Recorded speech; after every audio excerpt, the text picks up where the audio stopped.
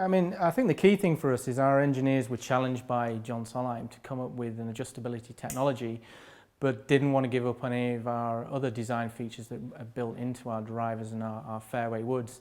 And the key thing with that is, keeping the weight in the right parts of the golf club to ensure the CG is positioned correctly to help ball launch and flight conditions. So the engineers went away and looked at that, and the other point they really wanted to get over is that when you look down on the driver and the aerodynamics, they didn't want the hosel circumference to be large and a lot of weight to go up into that area, because that really would affect the performance as well. So they went away and looked at that, and what they've managed to do is build in some adjustability in there. But when you look down on the Ping driver, it still looks like a Ping driver. The hosel area is very small circumference.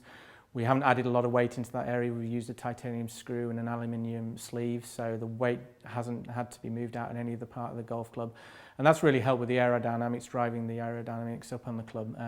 So for the faster swing speeds, they really benefit from that. And we learned that from the i20 product, where we worked on aerodynamics and found as your club head speed went up, it really does affect that. So we managed to get some adjustability in there. And the other thing that we really looked at is, let's keep it simple. So we're looking at what we're calling fine tuning, and that's really a combination of shaft option, shaft choice, and then plus or minus a degree, and then we have fall loft available there as well.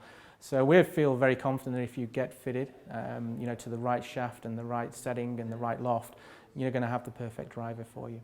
We've got a lot of combinations in this product. So we have our own proprietary shaft, which we design, and that shaft will vary right the way through from a soft regular to an extra stiff. And what our engineers do is they actually design that shaft for that type of player. So you have 4 options in there, ranging in stiff, flex and weight.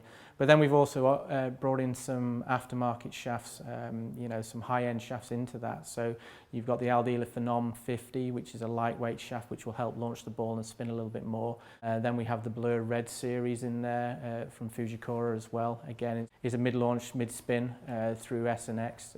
And then we have the Diamana Ahina shaft in there as well, which is a 70-gram, very low spin, low launch shaft. So that combined with 4 loft options, and then you can adjust in there, that we feel we really cover the gambit of players that are out there. And those aftermarket shafts, there is no upcharge on that, so you fit to loft, you fit to shaft, and you're not having to pay a premium for those aftermarket shafts.